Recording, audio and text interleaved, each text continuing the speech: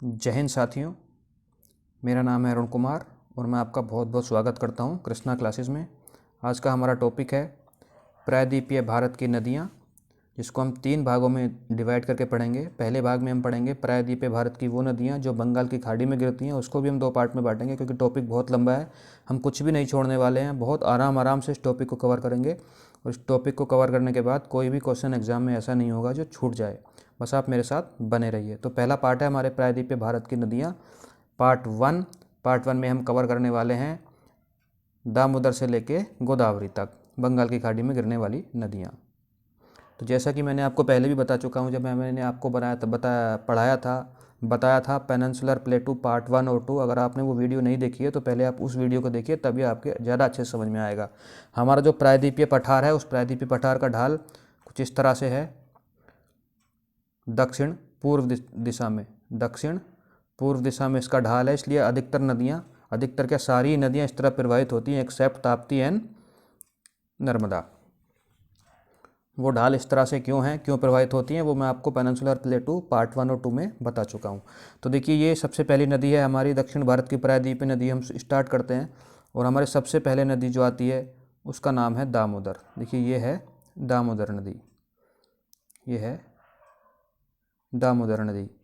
दामोदर नदी ओरिजिनेट होती है छोटा नागपुर का प्लेटू। ये जो हमारा झारखंड वाला क्षेत्र है, इसमें ये पड़ता है छोटा नागपुर का प्लेटू। झारखंड वाले क्षेत्र में यहीं से ओरिजिनेट होती है दामोदर नदी। और दामोदर नदी छोटा नागपुर का प्लेटू में जिस जगह से ओरिजिनेट होती है वो कौन सी जगह है? यहाँ पे हैं पलामू हिल्स। कौन से हिल्स हैं? पलामू हिल्स। और पलामू हिल्स में एक जगह है चूल्हा पानी। पलामू हिल्स से ओरिजिनेट होती है दामोदर नदी। छोटा नागपुर का प्लेटू या झारखंड को भी कह सकते हैं आप 2 भागों में डिवाइड कर देती है। ऊपर वाला भाग हजारी भाग है, नीचे वाला भाग रांची का पठार है। उसके बाद चली जाती है वेस्ट बंगाल, और वेस्ट बंगाल से जाके किस नदी में मिल जाती है? हुगली नदी में मिल जाती है। हुगली नदी कहाँ से आ रही थी? ये गंगा नदी आ रही थी, फरक्का के पास जाके 2 भागों में डिवाइड हो गई थी। एक थी हमारी पद्मा नाम से चली गई थी बांग्लादेश में, और दूसरी हुगली कलकत्ता और हल्दिया वाले क्षेत्र से प्रवाहित होती है। दोनों शहर इसी के किनारे हैं।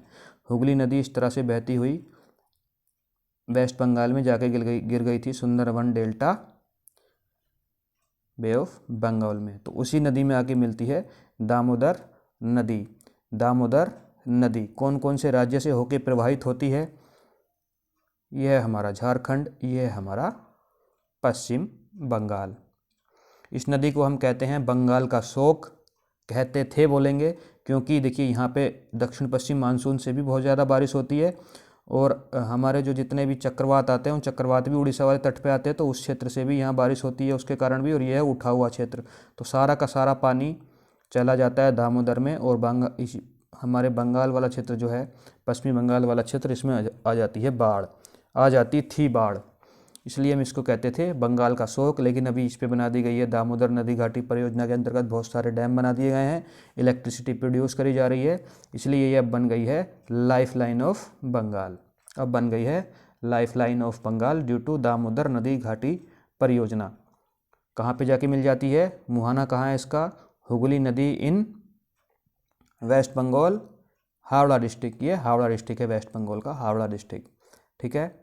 पलामू हिल्स छोटा नागपुर के प्लेटू से ओरिजिनेट हो रही थी। देखिए, यह है दामोदर नदी। कहाँ से ओरिजिनेट हो रही थी? छोटा नागपुर का प्लेटू, चूल्हा पानी नामक जगह, पलामू हिल्स। कौन कौन से राज्य में बह रही थी? झारखंड, वेस्ट बंगाल। वेस्ट बंगाल का शोक भी कहते हैं, लेकिन दामोदर नदी घाटी परियोजना के बनने से ये बन गई है हमारी लाइफ लाइन। और this is the most polluted river of India. ये देखिए, ये वाला क्षेत्र में क्या है? ये वाला क्षेत्र है रूर प्रदेश ऑफ भारत। यहाँ पे बहुत ही मात्रा में खनिज पाया जाता है। जब खनिज पाया जाएगा तो यहाँ पे बहुत सारा इंडस्ट्रियल एरिया भी होगा, और उस इंडस्ट्रियल एरिया से निकलेंगे रासायनिक अवशिष्ट। वो रासायनिक अवशिष्ट कहाँ जाएंगे? नदी में जाएंगे, जिसके कारण नदी हो जाएगी बहुत ही पोल्यूटेड। तो ये उसी क्षेत्र के बीचों बीच से प्रवाहित होती है, इसलिए ये बहुत ही ज़्यादा पोल्यूटेड नदी है। The most polluted river of India 2003 में IAS प्री में क्वेश्चन पूछा गया है, भारत की सबसे ज़्यादा प्रदूषित नदी कौन सी है? आंसर है आपका दामोदर नदी। ये दामोदर नदी के बाद दामोदर के नीचे आपको कौन सी नदी दिख रही है? देखिए, ये दिख रही है हमारी स्वर्ण रेखा नदी। स्वर्ण रेखा नदी, स्वर्ण रेखा नदी, ये कहाँ से ओरिजिनेट हो रही है? देखिए, कहाँ से ओरिजिनेट हो रही है ये नदी भी सेम ये झारखंड है। झारखंड में छोटा नागपुर का प्लेटू है। इस जगह पे छोटा नागपुर का प्लेटू में रांची के पास से ओरिजिनेट हो रही है स्वर्ण रेखा नदी। रांची के पास से ओरिजिनेट होती है स्वर्ण रेखा नदी। और इस पर एक शहर और आता है झारखंड का ही, जमशेदपुर। जमशेदपुर शहर इसी नदी किनारे बसा हुआ है। उसके बाद ये जाती है वेस्ट बंगाल। देखिए एग्जाम में अक्सर गलती करते हैं कि इसको वेस्ट बंगाल में होके प्रवाहित होती है पर टिक नहीं करती है। 3 राज्यों से होके बहती है, झारखंड, वेस्ट बंगाल और उड़ीसा में जाके अपना मुहाना बना देती है बंगाल की खाड़ी में। 2 मुख्य शहर इसके किनारे हैं, रांची जहाँ से ओरिजिनेट हो रही है छोटा नागपुर का प्लेटू, और जहाँ पे जे लिखा है यह है जमशेदपुर। स्वर्ण रेखा का मतलब होता है, स्वर्ण माने तो गोल्ड, रेखा माने तो लाइन, गोल्ड लाइन। ऐसा माना जाता रहा है कि जहाँ से इस नदी का ओरिजिनेट हो रहा है वहाँ पे पहले कभी सोने की खदान रही हैं और इस नदी में सोना प्रवाहित होकर आता रहा होगा, इसलिए इसका नाम बन गया है स्वर्ण रेखा। इसमें भी देखिए ये भी इसी क्षेत्र से प्रवाहित हो रही है जहाँ पे बहुत ज़्यादा रासायनिक अवशिष्ट होंगे, क्योंकि छोटा नागपुर का प्लेटू में बहुत ज़्यादा खनिज पाए जाते हैं, बहुत ज़्यादा इंडस्ट्रियल बड़ा एरिया है ये, तो इसमें भी बहुत ज़्यादा रासायनिक अवशिष्ट आते हैं, जिस कारण से इस नदी में कोई भी जलीय जीव नहीं पाया जाता। कोई भी जलीय जीव स्वर्ण रेखा नदी में नहीं पाया जाता, इसलिए इसको हम जैविक मरुस्थल भी कहते हैं। स्वर्ण रेखा नदी को जैविक मरुस्थल भी कहते हैं। क्वेश्चन एग्जाम में पूछा जाएगा कौन सी नदी जैविक मरुस्थल कहलाती है। स्वर्ण रेखा क्यों कहलाती है? क्योंकि इसमें जलीय जीव नहीं पाया जाता। कारण क्या है? क्योंकि इसके अंदर जो हमारा कॉपर और यूरेनियम ओर्स की माइनिंग होती है इसके तटों पे, वहाँ का रासायनिक अवशिष्ट इस नदी में बह के आ जाता है। कौन सी नदी है ये? स्वर्ण रेखा नदी। के स्वर्ण रेखा नदी, इसको हम जैविक मरुस्थल भी कहते हैं। इसमें जलीय जीव नहीं पाए जाते। छोटा नागपुर का प्लेटू रांची के पास से ओरिजिनेट होती है, बे ऑफ बंगाल में जाके गिर जाती है। मैंने आपको बता दिया सारी चीज़ें इन मैप में। रांची और जमशेदपुर इसी नदी किनारे हैं। इंपॉर्टेंट, झारखंड वेस्ट बंगाल वाले क्षेत्र से भी बहती है, ये भूल जाते हैं। झारखंड वेस्ट बंगाल उड़ीसा से होके बहती है और गोल्ड लाइन से मिलकर बनी है। As per traditions gold was mined near the river origin. नदी के जहाँ से ओरिजिन हो रही है वहाँ पे गोल्ड की माइनिंग की जाती थी और बहुत ही पॉल्यूटेड रिवर है ये, ड्यू टू रासायनिक अवशिष्ट जो केमिकल्स इसमें फिल होकर आते हैं उसके कारण ये बहुत ही ज़्यादा पॉल्यूटेड हो गई है। कौन सी रिवर थी? स्वर्ण रेखा नदी। स्वर्ण रेखा नदी। हमने दामोदर पढ़ लिया, हमने स्वर्ण रेखा पढ़ लिया, उसके बाद हम चलते हैं वैतरणी।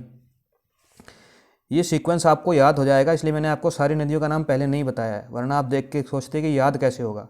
आप मेरे साथ बने रहिए, एक एक करके हम सारी नदी को देखते चलेंगे। पिक्चर अब ऑटोमेटिकली आपके दिमाग में बैठ जाएगी और सारी याद हो जाएंगी, फिर हम सारी का सीक्वेंस याद कर लेंगे। अभी मेरे साथ आप बने रहिए लास्ट तक। वैतरणी नदी।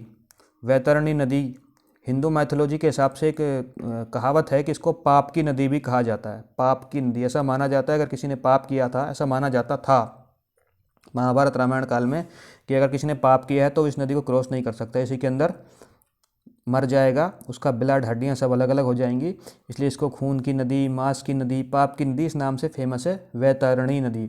वैतरणी नदी ओरिजिनेट कहाँ से हो रही है? देखिए ये उड़ीसा वाले क्षेत्र में, यहाँ पे जहाँ पे जीएस लिखा है रेड कलर से बनाया है, यह है गोनसिखा हिल्स।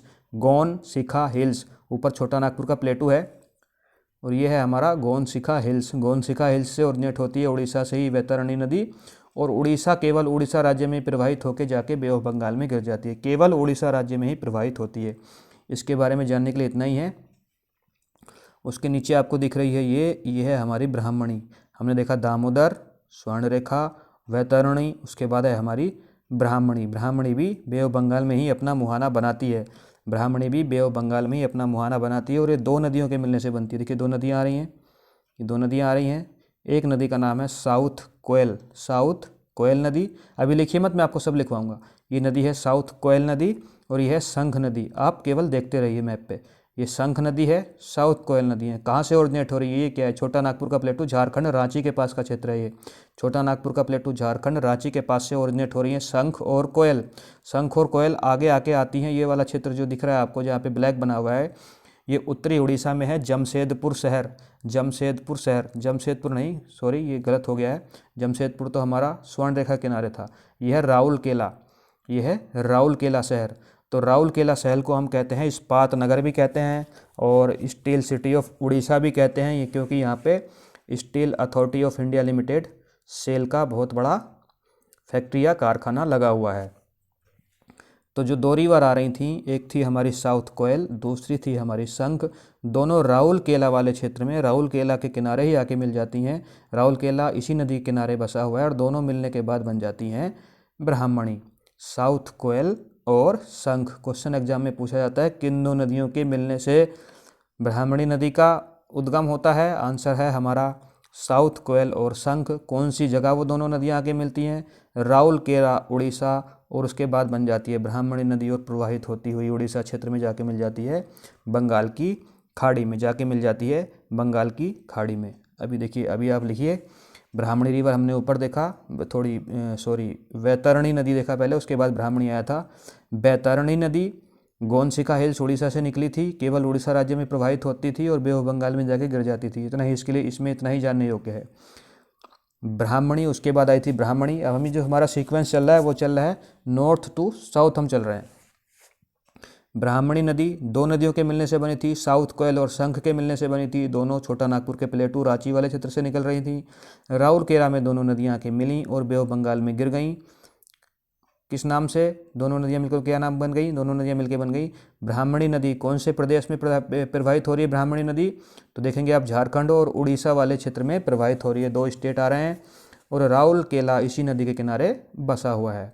अब देखिए, ब्राह्मणी के नीचे आपको क्या दिख रहा है? हमने देखा दामोदर पढ़ लिया, स्वर्णरेखा पढ़ लिया, वैतरणी पढ़ लिया, ब्राह्मणी पढ़ लिया। उसके बाद आपको दिख रहा है महानदी। यहाँ से इंपॉर्टेंट शुरू हो जाता है जब क्वेश्चन एग्जाम में पूछे जाते हैं।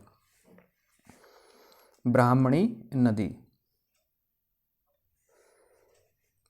ब्राह्मणी नदी। ब्राह्मणी नदी कहाँ से ओरिजिनेट? ब्राह्मणी नदी के नीचे ये है अपना महानदी।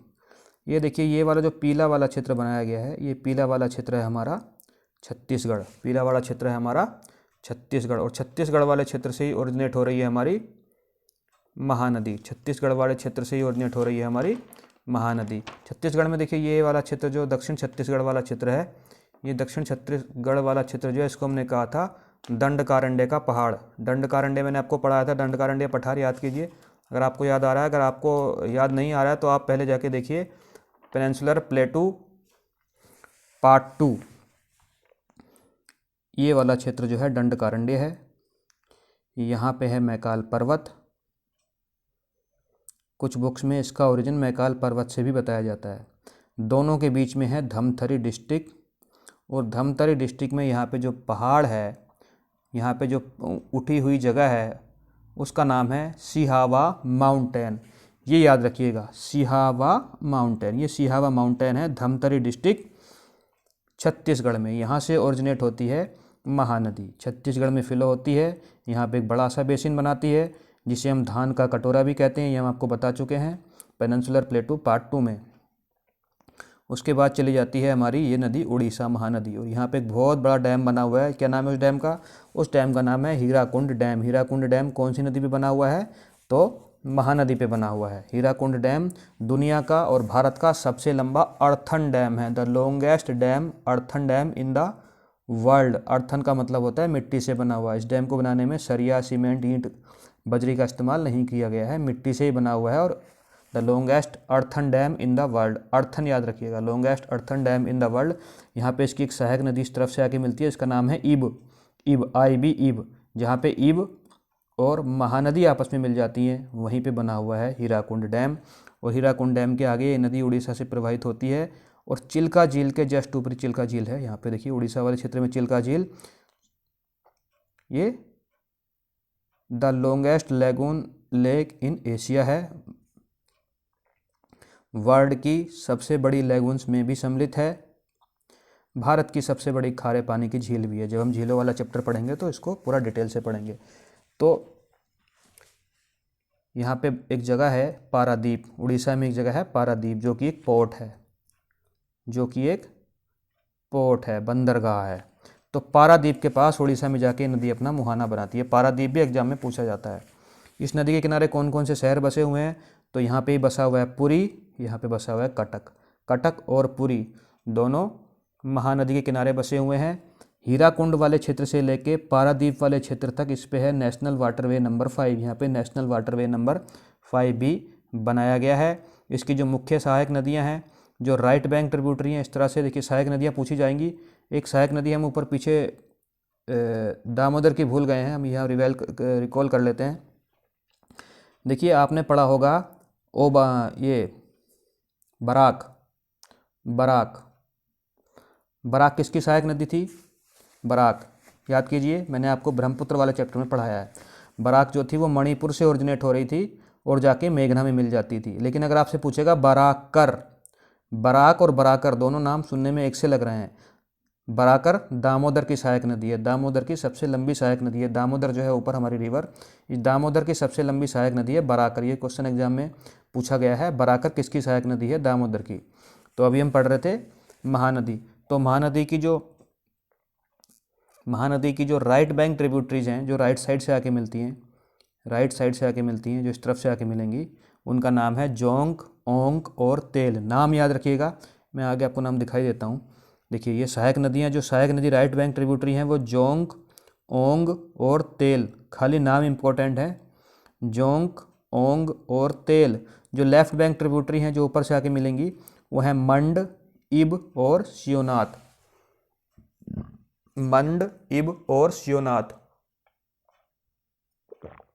और जहाँ पे इब नदी आके मिलती है महानदी से, वहीं पे बना हुआ है कौन सा डैम? हीराकुंड डैम। ये देखिए महानदी में इब नदी आके मिलती है, हीराकुंड डैम बन जाता है। हीराकुंड डैम से लेके पारादीप तक है, ये पारादीप वाला क्षेत्र है, यहाँ तक है हमारा नेशनल वाटरवे नंबर 5। इस नदी को हम उड़ीसा का शोक भी कहते हैं। क्यों कहते हैं? इसमें फ्लड आती है तो उड़ीसा का शोक कहते हैं। हीराकुंड डैम के बारे में क्या मैंने आपको बताया? Longest earthen dam in the world. कहाँ से ओरिजिनेट हो रही थी? धमतरी डिस्ट्रिक्ट सिहावा माउंटेन से ओरिजिनेट हो रही थी। सिहावा माउंटेन कहाँ है? दंडकारण्य और मैकाल के बीच में उठी हुई जगह, छत्तीसगढ़ राज्य में। स्टेट कौन कौन से राज्य से होकर बह रही थी? तो छत्तीसगढ़ और उड़ीसा से होकर बह रही थी। ये देखिए छत्तीसगढ़ से ओरिजिनेट हो रही है और उड़ीसा से होकर बह रही है। कौन सी नदी? महानदी। कौन सी नदी है ये? महानदी। कहाँ पे जाके अपना मुहाना बना रही है? तो अपना मुहाना बना रही है ये पारादीप। पारादीप पोर्ट याद रखिएगा, पारादीप पोर्ट के पास कौन सी नदी अपना मुहाना बनाती है? ये क्वेश्चन एग्जाम में पूछा गया है। पारादीप पोर्ट के पास बनाती है मुहाना महानदी। बे ऑफ बंगाल में जाके गिर जाती है। इस नदी के किनारे दो मुख्य शहर बसे हुए हैं, पुरी और कटक। पुरी बिल्कुल समुद्र तट के पास ही है, पुरी तो आपने सुना ही होगा। पुरी और कटक इसके किनारे बसे हुए हैं। इसकी सहायक नदियाँ कौन कौन सी हैं? राइट बैंक से आके मिलती है जोंक, ओंक, तेल। ये तेल एक एग्जाम में पूछा गया, 2003 या 4 में यूपीएससी में पूछा गया था, तेल किसकी सहायक नदी है? जोंक, ओंक और तेल राइट बैंक ट्रिब्यूटरीज हैं महानदी की। मंड, इब और शिवनाथ लेफ्ट बैंक ट्रिब्यूटरीज है महानदी की। लेफ्ट राइट नहीं पूछता है, क्वेश्चन ऐसे पूछता है कि निम्नलिखित में से कौन सी महानदी की सहायक नदी नहीं है? 3 यहाँ से दे देगा, एक कहीं और से दे देगा, इस तरह से पूछा जाता है। बस आपको रिकॉल करना है, जोंक, ओंक, तेल राइट बैंक, मंड, इब और शिवनाथ लेफ्ट बैंक। और महानदी के बाद हम आगे चलेंगे तो आपको देखिए कौन सी नदी दिख रही है। हम ऊपर से पढ़ते हुए आ रहे हैं। सबसे पहले पढ़ा हमने दामोदर, दामोदर के बाद हमारा आया था स्वर्णरेखा, स्वर्णरेखा के बाद हमारी आई थी वैतरणी, वैतरणी के बाद हमारी आई थी ब्राह्मणी, ब्राह्मणी के बाद हमने अभी पढ़ लिया महानदी, और महानदी के बाद आएगी the most important river of south India, Godavari. Most important river, इसी से क्वेश्चन आता है ज़्यादातर। इसे हम दक्षिण की गंगा नहीं कहते हैं, दक्षिण गंगा कहते हैं। देखिए कितना कन्फ्यूजन है, दक्षिण की गंगा जब की लगा है, या दक्षिण भारत की, जहाँ की लगा है तो वो कावेरी है, की नहीं लगा है। दक्षिण गंगा या बूढ़ी गंगा, दक्षिण गंगा या बूढ़ी गंगा कहा जाता है गोदावरी को। क्यों कहा जाता है हम ये बताते हैं। देखिए इसकी लंबाई जो है, इस नदी की लंबाई, टोटल लंबाई है 1465 किलोमीटर, 1465 किलोमीटर लंबी नदी है। भारत की दूसरी सबसे लंबी नदी है, भारत की दूसरी सबसे लंबी नदी है। सबसे लंबी नदी भारत की कौन सी है बताइए जी? 2525 किलोमीटर लंबी गंगा नदी भारत की सबसे लंबी नदी है। तो इसकी लंबाई के कारण, और सबसे बड़ा प्रवाह तंत्र देखें, कैचमेंट एरिया जो है वो भी गंगा का सबसे बड़ा भारत में है, दूसरे नंबर पे गोदावरी का ही है।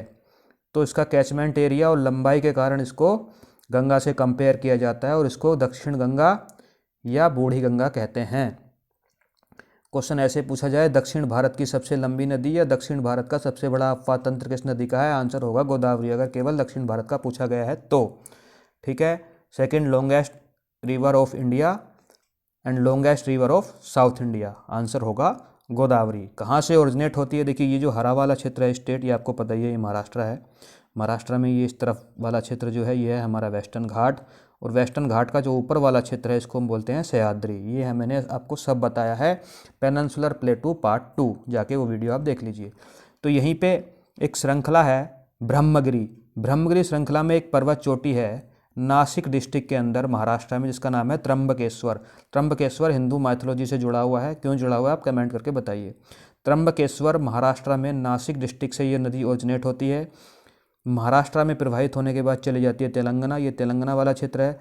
उसके बाद तेलंगाना से चली जाती है आंध्र प्रदेश और बे ऑफ बंगाल में जाके अपना मुहाना बना देती है। बे ऑफ बंगाल में अपना मुहाना बनाती है। कौन कौन से राज्य से होके बह रही है?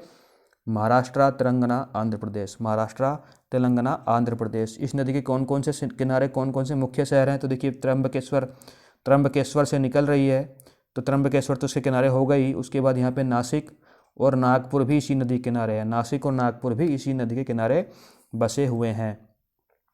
इसकी सहायक नदी कौन कौन सी हैं? तो अगर राइट बैंक की बात करें हम, तो राइट बैंक ट्रिब्यूटरी है इसकी प्रवरा और मंजिरा। प्रवरा और मंजिरा, देखिए प्रवरा है, इधर मंजिरा है। अभी हम इन सारी नदियों के ट्रिब्यूटरीज के बारे में भी पढ़ेंगे, क्योंकि यहाँ से भी क्वेश्चन पूछे जाते हैं। और अगर हम लेफ्ट बैंक ट्रिब्यूटरी की बात करें, तो लेफ्ट बैंक में देखिए सबसे पहले आ रही है बाणगंगा, उसके बाद पूर्णा, ये बाणगंगा है, ये पूर्णा है। उसके बाद 3 नदियाँ हैं, पेनगंगा, वर्धा, वेनगंगा, तीनों मिलके बन गई प्राणहिता। पेनगंगा, वर्धा, वेनगंगा, तीनों मिलके बन गई प्राणहिता। प्राणहिता गोदावरी की सबसे लंबी सहायक नदी है। उसके बाद उड़ीसा वाले क्षेत्र से, बस्तर के पठार से होती हुई एक नदी आती है हमारी, इसका नाम है इंद्रावती। इंद्रावती को क्या कहा जाता है? लाइफलाइन ऑफ छत्तीसगढ़ भी कहा जाता है। इम्पोर्टेंट, ये हमारा दंडकरंड के क्षेत्र है, इसके दक्षिण क्षेत्र को कहते हैं बस्तर। तो उड़ीसा से निकल के बस्तर वाले क्षेत्र से आके मिलती है हमारी इंद्रावती नदी। और सबसे लास्ट में जो हमारी लेफ्ट बैंक ट्रिब्यूटरी है वो है सबरी नदी। सबसे बाद में हमारी आती है सबरी नदी। इसके अलावा भी छोटी मोटी बहुत सारी ट्रिब्यूटरी हो सकती हैं, लेकिन इसके बाहर कोई क्वेश्चन एग्जाम में नहीं आएगा। इसके बाहर कोई क्वेश्चन एग्जाम में नहीं आएगा। एक बार फिर से देखिए, नीचे से मिलने वाली है हमारी राइट बैंक ट्रिब्यूटरी है हमारी प्रवरा, यह है मंजिरा, प्रवरा, मंजिरा। ऊपर से मिलने वाली देखेंगे तो हमारी आएंगी बाणगंगा, ऊपर का मतलब क्या हो गया? लेफ्ट। बाणगंगा, पूर्णा, पेनगंगा, वर्धा, वेनगंगा, प्राणहिता, इंद्रावती एंड सबरी। अब हम एक एक नदी को देख लेते हैं। प्रवरा के बारे में कुछ बताने के लिए खास नहीं है, नाम ही याद रखिए प्रवरा। उसके बाद मंजिरा से क्वेश्चन आ जाता है। क्या क्वेश्चन आता है? देखिए, मंजिरा नदी कहाँ से ओरिजिनेट होती है? ये महाराष्ट्र है। महाराष्ट्र में ये वाली जगह है अहमदनगर डिस्ट्रिक्ट। अहमदनगर डिस्ट्रिक्ट, महाराष्ट्र से अहमदनगर डिस्ट्रिक्ट से ओरिजिनेट होती है। उसके बाद जो हमारा ये कर्नाटका, ये तेलंगाना, ये महाराष्ट्र, तीनों का जो ट्राई जंक्शन वाला क्षेत्र है वहाँ से प्रवाहित होते हुए, तीनों के ट्राई जंक्शन वाले बॉर्डर पे ही प्रवाहित होती है। महाराष्ट्र, कर्नाटका, तेलंगाना, और आगे चली जाती है और आगे जाके मिल जाती है हमारे बॉर्डर वाले क्षेत्र में ही प्रवाहित होती हुई तेलंगाना और महाराष्ट्र के बॉर्डर पे जो डिस्ट्रिक्ट है निजामाबाद, जहाँ से ओरिजिनेट हुई वो अहमदनगर, जहाँ जाके मिल गई वो डिस्ट्रिक्ट है, ये वाला डिस्ट्रिक्ट है निजामाबाद में जाके गोदावरी नदी में मिल जाती है। और यहाँ पे एक बहुत ही इंपॉर्टेंट, इसलिए मैंने इसको आपको बता रहा हूँ, जो ब्लैक कलर से बनाया है, यहाँ पे एक डाम बनाया गया है, बांध बनाया गया है, उसका नाम है निजाम सागर बांध। ये इंपॉर्टेंट है। निजाम सागर बांध कौन सी नदी पे बनाया गया है? इसलिए मैंने आपको मंजिरा पढ़ा दिया। मंजिरा पे बनाया गया है निजाम सागर बांध, ये निजाम डिस्ट्रिक्ट है। निजाम सागर बांध मंजिरा नदी पे बनाया गया है। उसके बाद मैंने आपको बताई थी प्राणहिता। ये प्राणहिता सबसे लंबी सहायक नदी है गोदावरी की। प्राणहिता 3 नदियों के मिलने से बनती है। देखिए, सबसे पहली नदी है पेनगंगा, ये पेनगंगा है। पेनगंगा कहाँ से ओरिजिनेट हो रही है? तो देखिए, ये है अजंता हिल्स। अजंता हिल्स मैंने आपको पेनिनसुलर प्लेटू पार्ट 2 में पढ़ा दिया है। अजंता हिल्स से ओरिजिनेट हो रही है। अजंता हिल्स कौन से डिस्ट्रिक्ट में बताइए? ये क्वेश्चन एग्जाम में पूछा गया है। स्टेट सबको पता है, डिस्ट्रिक्ट किसी को नहीं पता है। अजंता हिल्स जो है वो औरंगाबाद डिस्ट्रिक्ट में है। ये महाराष्ट्र का औरंगाबाद डिस्ट्रिक्ट है। औरंगाबाद डिस्ट्रिक्ट में अजंता की पहाड़ियों से ओरिजिनेट होती है पेनगंगा। पेनगंगा ये हमारा है मध्य प्रदेश। मध्य प्रदेश में ये है सतपुड़ा की श्रेणी। सतपुड़ा की श्रेणी, ये बैतूल डिस्ट्रिक्ट है मध्य प्रदेश का, इसके ऊपर हमारी अमरकंटक थी। तो सतपुड़ा की रेंज से मध्य प्रदेश से, सतपुड़ा रेंज मध्य प्रदेश से ओरिजिनेट हो रही है वर्धा। वर्धा आके मिल गई पेनगंगा में, वर्धा आके मिल गई पेनगंगा में। और मध्य प्रदेश से ही एक और नदी ओरिजिनेट हो रही है, ये महादेव के हिल्स है, महादेव की पहाड़ियाँ। ये महादेव की पहाड़ियाँ मध्य प्रदेश से ओरिजिनेट हो रही है वेनगंगा। वेनगंगा आके मिल गई वर्धा में। ये पेनगंगा वर्धा मिलके बनी वर्धा, वर्धा में आके मिल गई वेनगंगा, और तीनों मिलके बन गई प्राणहिता। यहाँ से कोई ना कोई क्वेश्चन वो बना देता है। इन तीनों के मिलके बन गई हमारी प्राणहिता। और प्राणहिता जहाँ पे जाके मिल गई है हमारी गोदावरी में, वहाँ पे बनाया गया है तेलंगाना। देखिए, तेलंगाना में मिल रही है। यहाँ पे बनाया गया हमारा कालेश्वरम बांध। ये जगह पे बनाया गया कालेश्वरम बांध। जो इम्पोर्टेंट डैम है वो ये मैं आपको बता रहा हूँ। जब हम डैम वाला, झीलों वाला चैप्टर पढ़ेंगे तो सारी परियोजनाएं आपको बताएंगे। ये याद रखिए, यहाँ पे निजाम सागर था और जहाँ पे प्राणहिता आगे गोदावरी में मिल रही थी वहाँ पे बनाया गया है हमारा कालेश्वरम बांध। कालेश्वरम बांध ये हमने देख लिया। ये इसके पीछे एक पूर्णा नदी थी। पूर्णा कहाँ से ओरिजिनेट हो रही थी? पूर्णा तो आपने देखा है, ये भी औरंगाबाद डिस्ट्रिक्ट अजंता से ओरिजिनेट हो रही थी। इधर बाणगंगा है। उसके बाद है इंद्रावती। इंद्रावती नदी। इंद्रावती नदी कहाँ से ओरिजिनेट हो रही है? उड़ीसा से ओरिजिनेट हो रही है। ये पूरा है हमारा दंडकारण्य। यह है दंडकारण्य और उड़ीसा वाला क्षेत्र जो है इसे है काली हांडी कहते हैं। हम इसे कहते हैं काली हांडी। तो काली हांडी दंडकारण्य उड़ीसा वाले क्षेत्र से ओरिजिनेट होती है और इसको हम बस्तर की लाइफलाइन भी कहते हैं। लाइफलाइन ऑफ बस्तर, ये बस्तर वाला पठार है, बस्तर की लाइफलाइन भी कहते हैं। और ये आके बॉर्डर वाले क्षेत्र में महाराष्ट्र और छत्तीसगढ़ के बॉर्डर वाले क्षेत्र में आके मिल जाती है गोदावरी नदी में। गोदावरी नदी में। गोदावरी नदी में। तो ये मैंने आपको इसकी सारी बता दी कौन कौन सी इसकी ट्रिब्यूटरीज हैं। अब इसके नोट्स देख लेते हैं। देखिए गोदावरी नदी, इसे दक्षिण की गंगा कहते हैं, बूढ़ी गंगा भी कहते हैं। Longest of south India river है ये, 1465 किलोमीटर लंबी है। Second longest river in India है। कहाँ से ओरिजिनेट हो रही थी? त्र्यंबकेश्वर महाराष्ट्र, ब्रह्मगिरी पर्वत श्रृंखला में जगह है त्र्यंबकेश्वर, महाराष्ट्र से ओरिजिनेट हो रही थी। बे ऑफ बंगाल में जाके गिर रही है, माउथ बना रही है। नासिक और नागपुर इसी नदी के किनारे बसे हुए हैं। कौन कौन से स्टेट से होके बह रही है? तो महाराष्ट्र, तेलंगाना, छत्तीसगढ़ वाले बॉर्डर से बहती है, छत्तीसगढ़ में नहीं बहती है। महाराष्ट्र, तेलंगाना और आंध्र प्रदेश। महाराष्ट्र, तेलंगाना और आंध्र प्रदेश, ये काट दीजिए। महाराष्ट्र, तेलंगाना और आंध्र प्रदेश 3 राज्यों से होकर बहती है। इसकी सहायक नदी कौन कौन सी हैं मैंने आपको अभी बताई। राइट बैंक ट्रिब्यूटरी है प्रवरा और मंजरा। प्रवरा और मंजरा या मंजीरा भी कहते हैं इसको। लेफ्ट बैंक ट्रिब्यूटरी आप देखोगे तो आएंगी हमारी बाणगंगा, पूर्णा, पेनगंगा, वर्धा, प्राणहिता, इंद्रावती और सबरी। इंद्रावती और सबरी सबसे लंबी जो इसकी सहायक नदी है वो है हमारी प्राणहिता। प्राणहिता 3 नदियों के मिलने से बनती है, पेनगंगा, वर्धा और वेनगंगा। पेनगंगा, वर्धा और वेनगंगा। पेनगंगा अजंता श्रेणी से ओरिजिनेट होती है, औरंगाबाद डिस्ट्रिक्ट महाराष्ट्र से। वर्धा सतपुड़ा श्रेणी से ओरिजिनेट होती है, मध्य प्रदेश से। और वेनगंगा भी महादेव की पहाड़ियाँ मध्य प्रदेश से ही ओरिजिनेट होती है। तीनों नदियों के मिलने से संयुक्त नदी है, उसका नाम हो जाता है प्राणहिता। प्राणहिता गोदावरी में जहाँ आके मिलती है, कहाँ आके मिलती है? तेलंगाना में। वहाँ पे बना हुआ है कालेश्वरम बांध, वहाँ पे बना हुआ है कालेश्वरम बांध। उसके बाद देखा था हमने इंद्रावती, देख लीजिए फिर से। ये थी हमारी इंद्रावती, उड़ीसा से निकल रही थी, उड़ीसा से निकल रही थी इंद्रावती। हाँ जी, इंद्रावती पे आते हैं हम। इंद्रावती जो नदी है वो उड़ीसा के कालाहांडी क्षेत्र से ओरिजिनेट हो रही है। दंडकारण्य के अंतर्गत कालाहांडी क्षेत्र आता है।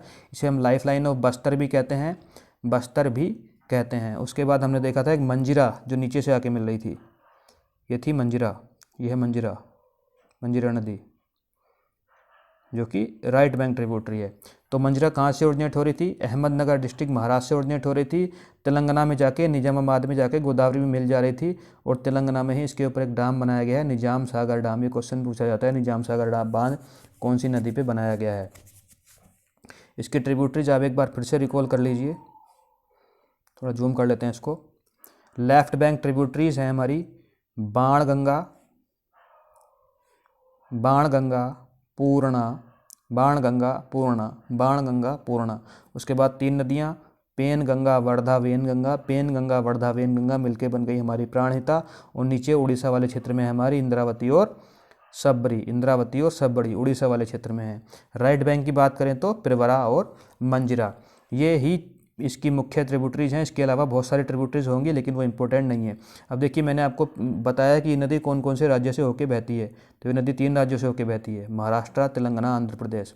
अगर नदी कौन से राज्य से होकर बहती है ऐसे क्वेश्चन आएगा तो महाराष्ट्र, तेलंगाना, आंध्र प्रदेश। लेकिन उस नदी का बेसिन कौन कौन से राज्य में फैला हुआ है? बेसिन कौन कौन से राज्य में फैला हुआ है? तो देखिए बेसिन क्या होता है हम समझ लेते हैं। इस नदी का बेसिन 6 राज्यों में फैला हुआ है। देखिए 3 से तो बह ही रही है तो 3 तो उसके बेसिन में आएंगे ही, महाराष्ट्र, तेलंगाना, आंध्र प्रदेश। इसके अलावा देखिए मध्य प्रदेश से भी इसमें आके नदी मिल रही है तो मध्य प्रदेश में भी इस नदी का बेसिन होगा। ये देखिए छत्तीसगढ़ की रिवर भी इसमें आके मिल रही है तो छत्तीसगढ़ में भी होगा। उड़ीसा से भी नदी इसमें आके मिल रही है तो उड़ीसा में भी होगा। तो इसका बेसिन 6 राज्यों में फैला हुआ है। मैंने बताया ना, largest basin of south Indian river, second largest basin of India. तो 6 राज्यों में छत्तीसगढ़, उड़ीसा और मध्य प्रदेश भी शामिल हो जाएंगे। अगर नदी कौन से राज्य से होकर बहती है तो 3, ये क्वेश्चन पूछा गया एग्जाम में, इसलिए इसको मैं हाईलाइटेड कर रहा हूँ। 3 राज्यों से होकर बहती है, बेसिन इसका 6 राज्यों में फैला हुआ है कैचमेंट एरिया, उसमें छत्तीसगढ़, उड़ीसा और मध्य प्रदेश भी सम्मिलित हैं। उसके बाद ये हमारा जो वीडियो है पार्ट 1 को हम यहीं पे समाप्त करते हैं। पार्ट 2 में हम कृष्णा से पढ़ना शुरू करेंगे। कृष्णा और उसके नीचे वाली नदियाँ पढ़ेंगे जो बंगाल की खाड़ी में आके मिल जाती हैं पार्ट 2 में। और पार्ट 3 में हम वो सारी नदियाँ पढ़ेंगे जो जाके मिलती हैं हमारी अरब सागर में। मैं आशा करता हूँ आपको ये वीडियो पसंद आया होगा। अगर पसंद आया हो तो do like, share and comment. जय हिंद, थैंक यू वेरी मच।